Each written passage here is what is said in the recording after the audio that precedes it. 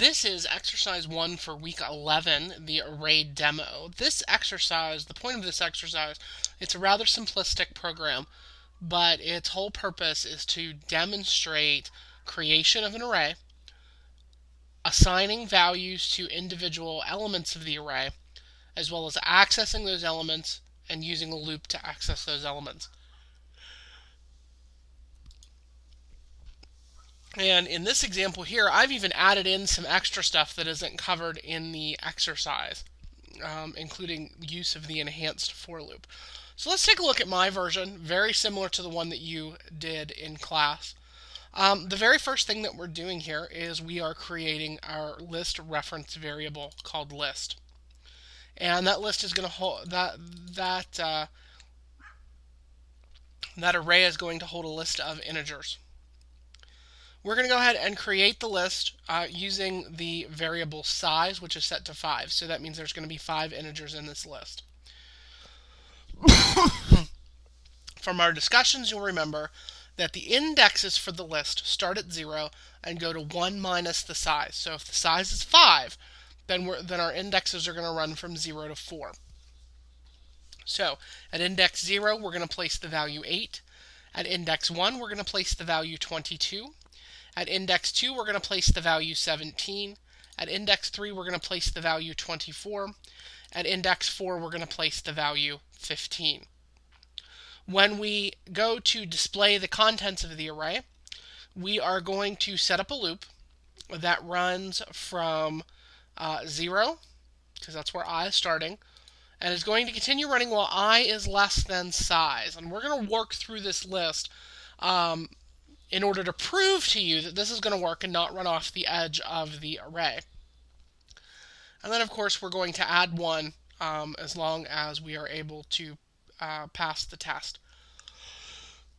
When we do pass the test, we're going to go ahead and print out the string list and an open square bracket and the value of I, which will tell us the current location in the list, the current index. A closing square bracket equals, and then whatever value we've stored at that location. And we'll work through this loop and look at the various variables so we can see where we end. I've also added some additional stuff in here that we'll talk about as we execute the program. I'm going to set a breakpoint in a couple of locations just so we can talk about these things as we execute the program. I'm going to go ahead and start the program. So my program is going to run. It's going to go ahead and get things set up, add the items to the array, and now we're going to start moving through it. I am going to let me add the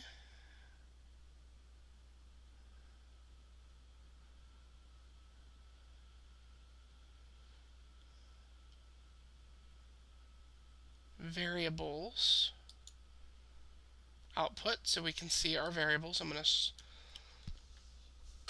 Alright, so we want to look at I. I is less than 5, so we're going to execute the loop. We're going to come through. We're going to add 1 to I. I is now 1. 1 is less than 5, so we're going to execute the loop, and we're going to add 1 to it. We're going to get 2. 2 is less than 5, so we're going to continue. 3 is less than 5, so we're going to continue. 4 is less than 5, so we're going to continue. We get 5. 5 is not less than 5, so we exit the loop. As long as we use less than, if we start at 0 and we use less than, we will always stay inside the contents of the array, which is wonderful. Sort of a wonderful bounds check. Make sure you're always using less than. If we used less than or equal to, we would run off the end of the array and we would see the exception that we talked about in the lecture, index out of bounds exception, which meant we jumped off either end of the cliff when trying to access the array. We talked about this in class, but it wasn't in your original exercise. And this little piece of code here is an example of the enhanced for loop. In this situation, I'm not going to be able to get my current location. Excuse me, there's no way to do that. Instead, what I'm doing is we're going to iterate through every value of list, or every index of list. And we're going to temporarily store the value stored in that particular index in 0. So the first time through, index sub I equals 8 because 8 is at the first position in the list. The next time through, if we look at I is going to be 22 and 22. The next time through, I is going to be 17, and if we look, the third item in the list is 17.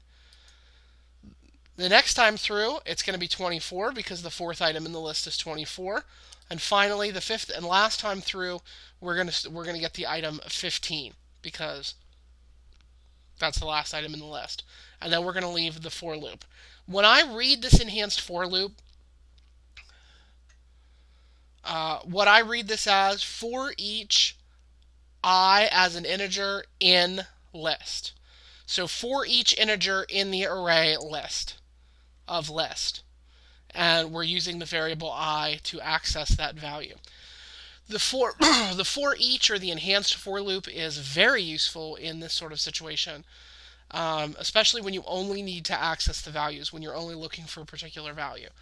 It can become helpful in a situation like a sequential search. We're going to see one way to do a sequential search, but I can think of a couple of different ways, and I can see the for each loop being very helpful in determining whether or not the value that I'm looking for is in the list. It just depends on whether or not you need to know the location.